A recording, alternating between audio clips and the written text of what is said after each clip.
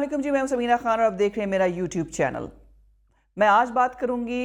मंसूर अली ख़ान के प्रोग्राम में शेर अफजल मरवत ने जो बहुत बड़ी बड़ी राज़ों से पर्दाफाश किया उस हवाले से। लेकिन उससे पहले मैं ये कहना चाहूँगी कि अनफॉर्चुनेटली हमारे यहाँ एक ऐसी जहनीत पनप रही है। जब मैं हमारे यहाँ की बात करती हूँ तो मतलब ये कि पाकिस्तानी जो लोग, चाहे वो पाकिस्तान में मौजूद हैं या दुनिया में कहीं भी, वैसे आजकल सोशल मीडिया पे जितनी ज़्यादा बदतमीज़ी और जितनी गालम गलोच हो रही है वो सिर्फ ओवरसीज़ से हो रही है। पाकिस्तान में लोग जो हैं या तो संभल गए हैं या उन्हें अकल आ चुकी है, क्योंकि उन्होंने कुछ चीज़ों को बहुत क्लोजली देख लिया है। तो ये लोग जो मामे बने बैठे ना, हम जैसे बाहर पाकिस्तान से, हमारे यहाँ कुछ ज़्यादा बदतमीज़ी आजकल पनप रही है। तो आप कोई भी ऐसी बात करेंगे जो इस किस्म की जहनीत को नहीं जचेगी या उनको पसंद नहीं आएगी, तो वो आपके बारे में ऐसी बात करेंगे और आपको ऐसी सुनाएंगे कि आप खुदा से पनाह मांगेंगे। लेकिन इनके डर से अगर आपने सही बात को कहना जो है उसको ख़त्म कर दिया, तो मेरे ख्याल में ये ज़्यादती होगी अपने साथ भी और अपने मुल्क के साथ भी और उन लोगों के साथ जो सच सुनना और जानना चाहते हैं। वापस आते हैं जी टॉपिक पे। शेर अफजल मरवत का इंटरव्यू लिया मंसूर अली ख़ान ने, और मंसूर अली ख़ान एक ऐसे एंकर पर्सन है जिन्होंने अपना यूट्यूब चैनल जब से स्टार्ट किया तो उन पर भी लिफाफा सहाफ़ी और बहुत सी बातें की गई, और लेकिन उन्होंने भी खूब पछाड़ा उन लोगों को जो उन पर तनकीद करते थे, और उनको भी वही नाम दिए गए जिसका जो वो डिज़र्व करते हैं। बहरहाल मुझे वो पसंद है, मैं उनके प्रोग्राम्स भी देखती हूँ जैसे वो बाकी सबके भी देखती हूँ। अब तो यूट्यूबर्स जितने भी सियासतदान, रिजेक्टेड सियासतदान थे ना, रिजेक्टेड पॉलिटिशियंस, वो आजकल यूट्यूबर बने हुए हैं और लोग उनको देख रहे हैं और सुन रहे हैं और उनके मुंह से फूल झड़ रहे हैं, और जो वो कह रहे हैं लोग कह रहे हैं जी मनोवान तस्लीम कर लेते हैं। शेर अफजल मरवत ने कुछ ऐसी बातें बताई जो मेरे लिए भी एक न्यूज़ थी और आई एम श्योर कि लोगों को सुन के ज़रूर बुरा लगना चाहिए। लेकिन अब वो लोग जो आंखें बंद करके उनकी पैरवी करते हैं क्योंकि उनको करनी है, या तो उनको हुक्म है या फिर उन्होंने बातें ही ऐसी सुननी है, तो वो तो सुनेंगे। तो उन्होंने ये कहा जी कि जो शहबाज गिल साहब हैं, इन्होंने इमरान खान के ऑफिस से इमरान खान के 2 फ़ोन चोरी किए। खान साहब के फ़ोन चोरी करने के बाद ऑब्वियसली जब फ़ोन चोरी हुए और शोर शराबा शुरू हुआ तो इमरान खान साहब ने एक तहकीकाती कमेटी भी बनाई। अब उस तहकीकाती कमेटी की रिपोर्ट क्या आई ये तो किसी को नहीं पता, लेकिन कम अज़ कम उन्होंने शहबाज गिल को अपने दफ्तर, उनकी जो एक जो आमद होती थी ना, उसको लिमिट कर दिया या उनको अब मना कर दिया गया कि वो उस दफ्तर में एंटर नहीं हो सकते। अब अगर ये बात गलत है मरवत साहब की, तो शहबाज गिल साहब इसकी सफाई दीजिए, या जो आपका एक पीटीआई की मीडिया टीम है वो इस बारे में भी सफाई दे सकती है। उन्होंने कहा जी कि इमरान खान की बहन की को 5 करोड़ का नुकसान किया, इसके बारे में भी ज़ाहिर वजाहत चाहिए। साथ में उन्होंने ये भी कहा कि जी जब ये पाकिस्तान से भाग रहे थे तो उन्होंने अपने फार्म हाउसेस बहुत जल्दी में बेचे, और मेरे ख्याल में 8-8 लाख का एक फार्म हाउस बिका, और तकरीबन 9 करोड़ के 2 फार्म हाउस उन्होंने बेचे, यानी कि 18 करोड़ के अपने फार्म हाउसेस उन्होंने बेचे। अगर ये इल्ज़ाम भी गलत है आप पे, तो जैसे मरवत साहब ने कहा, तो शहबाज गिल साहब आप अपनी प्रॉपर्टी या असासाजात की जो डॉक्यूमेंटेशंस हैं उसको वो रिलीज़ कर दें। लेकिन मरवत साहब यहाँ नहीं रुके, उन्होंने ये भी कहा जी कि इनकी जो डिग्री है वो भी जाली है। हालांकि मंसूर अली ख़ान ने उनको रोका और कहा कि जी उन्होंने तो शिकागो यूनिवर्सिटी में पढ़ा है, अभी आप कैसे कह रहे हैं कि डिग्री जाली है। तो मरवत साहब ने कहा कि अगर मैं गलत कह रहा हूँ तो शहबाज गिल साहब मेरे लिए और तमाम लोगों के लिए एक एहसान करें कि अपनी डिग्री जो है वो शाया कर दें। बहुत ज़बरदस्त ये एक मैं समझती हूँ कि डिमांड है, बिल्कुल होना चाहिए। और ये गिल साहब जिनसे मैं कतई तौर पर उनकी मेंटालिटी से, उनके विजन से इत्तफाक नहीं करती, क्योंकि एक ऐसी शख्सियत है जिसने ARY टेलीविज़न के एक प्रोग्राम में बैठकर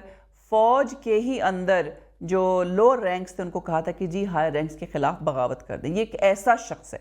जिसकी इस तरह की मेंटालिटी है, लेकिन अफसोस, सद अफसोस कि ना तब लोगों को उसने बुरा कहा, उसको बुरा कहा, ना आप कहेंगे। और अब जब मेरा प्रोग्राम सुनेंगे मुझे बुरा कहेंगे, मुझे गाली दे देंगे, मेरे बारे में जो उनके मुंह में आएगा वो बात कर देंगे, लेकिन उनको कुछ नहीं कहेंगे, क्योंकि उन्होंने जो कहा था, ये एक तो एक ऐसी मूवमेंट के ये लोग लीडर है ना जो कभी गलत हो ही नहीं सकती। यानी कि उनकी चोरी, उनकी 2 नंबरी, उनकी गलत बयानी सब कुछ आपके सामने नजर आ जाएगी, लेकिन वो गलत नहीं हो सकते। एक ऐसा माइंडसेट जो कि इतना ख़तरनाक है, उनकी अपने लिए लोगों के लिए बड़ा ख़तरनाक है, लेकिन कैसा माइंडसेट पैदा हो चुका है हमारे यहाँ, जिनकी ये मेंटालिटी कब बदलेगी खुदा ही बेहतर जानता है। और ये लोग कोई ज़्यादा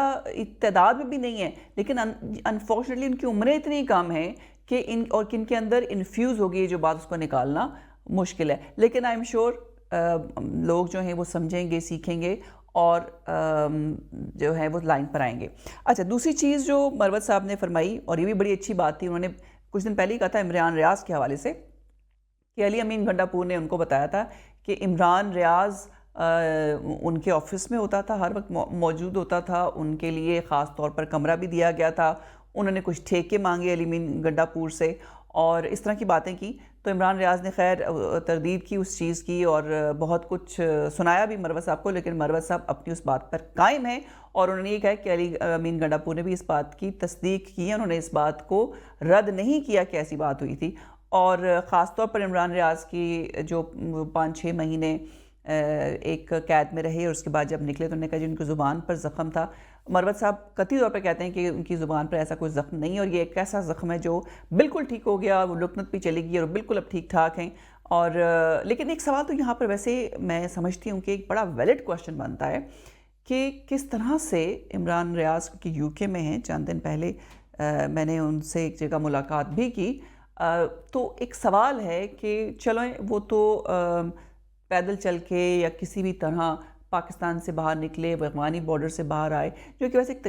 तकलीफ़ दे बात तो है किसी भी पाकिस्तानी के लिए, जब उसको अपना मुल्क छोड़ना पड़ता है, वतन छोड़ना पड़ता है और वो इस नहज में पहुंचता है तो बहुत तकलीफ़ की बात है। चले मान लिया कि हमने वो चल के किसी तरीके से भी बड़ी मुसीबतें और सहूलतें बर्दाश्त करके पहुँचे पाकिस्तान से बाहर, और जैसे एलिजिडली ये कहा जाता है कि मस्कत हुआ और मस्कत से फिर वो यूके पहुँचे। अब सारा रास्ता पैदल चल के तो वो नहीं आए ना, वो डंकी लगा के जैसे लोग आते हैं, उन्होंने कहीं से फ़्लाइट भी ली, उन्होंने कहीं से यूके का वीज़ा भी लिया। तो ये सारा प्रोसेस जो है ये एक सवालिया निशान है कि आखिर इमरान रियाज़ साहब जब पाकिस्तान से बाहर निकले तो किस तरह वो निकलने में कामयाब हो गए, और यूके का वीज़ा जो था वो क्या उनका पहले से लगा हुआ था, क्या उनको ये वीज़ा उन्होंने बाद में लिया, किन ग्राउंड्स पे उनको वीज़ा मिला, और अब वहाँ यहाँ तशरीफ़ ले आए हैं तो अब उनके आगे क्या जो लाएमल क्या है। हालांकि जो नज़र आ रहा है वो यही है कि व्लॉग्स बिक रहे हैं तो बेची जाएंगे जब तक माल बिकेगा।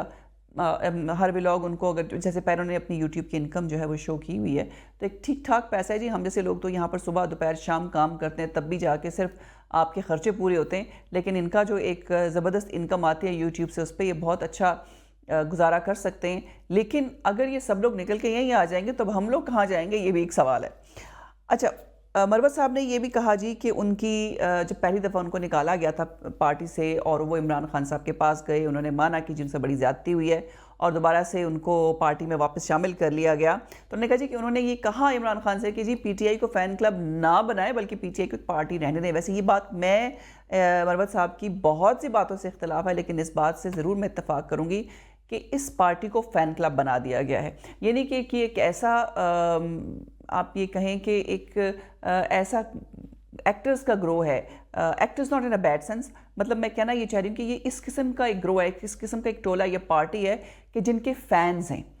और वो ऐसे फैंस हैं जो इनके लिए जलने कटने और मरने के लिए तैयार हैं, और ये ऐसे फैंस हैं जो आंखों से अंधे हैं, कानों से बहरे हैं। यानी कि आप इनको कुछ भी कह देंगे, कुछ भी बता देंगे, सच्चाई सामने ला के भी खड़ा कर देंगे तो कहेंगे ना, जो हमने सुना हुआ है और जो हमें पता है ये तो बिल्कुल हर तरह से मुबर्रा है, हर चीज़ से, इसमें कोई बदी नहीं है, इनमें कोई किसी किस्म की कोई ख़राबी है ही नहीं, क्यों माने कि हमें ख़राबी है। तो इस तरह के फ़ैन्स जिनके हों, अल्लाह ही फिर हाफिज़ है उस इलाके का जहाँ से वो लोग बिलोंग करते हैं। अच्छा, अब फॉर्म 47 एक ऐसा पॉइंट है जिस पर अभी भी पीटीआई जो है वो उन्होंने एक मुद्दा बनाया हुआ है, खड़ा किया हुआ। हालांकि मेरा ख्याल है इसमें कोई मैं एक्सेप्ट करना चाहिए कि जो हमने सुना है, मैंने देखा नहीं है, जो सुना है कि पीटीआई को वाकई लोगों ने वोट डाला था रिसेंट इलेक्शंस में और ज़रूर थोड़ी बहुत धांधली तो हुई है, लेकिन मरवत साहब का ये कहना कि फॉर्म 47 जिसका रोना पीटीआई रो रही है, वो फॉर्म 47 पे पीटीआई के लोग भी बैठे हुए हैं जिन नशिस्तों पे, उनके भी हक में फॉर्म 47 आए हैं। लेकिन इस पे कोई बात नहीं, मेरे ख्याल में इस पे बात होनी चाहिए। अच्छा, एक और बड़ा संगीन इल्ज़ाम जो मरवत ने लगाया है शहबाज गिल पर, और वो ये है कि जब ये गवर्नमेंट में थे और आई थिंक ये वज़ीर इत्तलात थे, तो इन्होंने, वफाकी वज़ीर थे जब, इन्होंने इनके ऑफिस में जो ख़वातीन आती थीं उनका जिनसी इस्तेहसाल होता था, यानी कि सेक्शुअल हरासमेंट भी की जाती थी, जिस पर इनकी शिकायत लगी और जिसकी वजह से उस्मान बुज़दार ने इनको फ़ारिग किया। ये जो इंटरव्यू है ना शरीफ अफजल मरवत का विद मंसूर अली ख़ान, ये एक बॉम्ब है, एक बॉम्ब शेल है। और अगर तो उन्होंने जितने भी इल्ज़ामात लगाए हैं वो गलत हैं, तो मेरा ख़्याल है कि पार्टी को इस हवाले से एक इन्वेस्टिगेशन टीम ज़रूर बनानी चाहिए, तहकीकाती कमेटी कह दें उसको, बनानी चाहिए, जो उनके तमाम इल्ज़ाम जो उन्होंने लगाए हैं उस पर इन्वेस्टिगेट करे, और अगर तो ये इल्ज़ाम झूठे हैं तो उसको भी मीडिया के सामने रिलीज़ करें, लोगों के सामने बताएं विद प्रूफ, और अगर इसमें से कोई चीज़ सच्ची है तो फिर पार्टी को चाहिए कि अपने अंदर जो लोग इस तरह के मौजूद हैं उनके ख़िलाफ़ कार्रवाई की जाए और उनको बताया जाए कि आप बराए मेहरबानी लोगों को, जो पाकिस्तानियों को बताते हैं कि पाकिस्तान से नफ़रत करो, पाकिस्तान के इदारों से नफ़रत करो, पाकिस्तान में कुछ नहीं है, ख़ुद भगोड़े जो हैं वो चले गए हैं बाहर दूसरे मुल्कों में और वहाँ बैठ के आपको भाषण दे रहे हैं, तो कम से कम लोगों को पता चले ना कि इनकी असलियत क्या है। और ये वो पार्टी है जो इसी बात ये लोगों को बताती है कि जी हम लोग जो हैं वो सीधे रास्ते पे चलने वाले आए हैं, पाकिस्तान को आगे लेके जाएंगे, इस पार्टी के अंदर किसी किस्म की कोई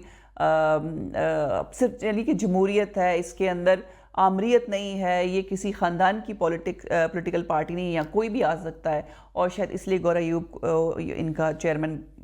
कायम मुकाम चेयरमैन मुकर्रर किया गया। तो ये जब सारी बातें जो हैं आप लोग, या ये पीटीआई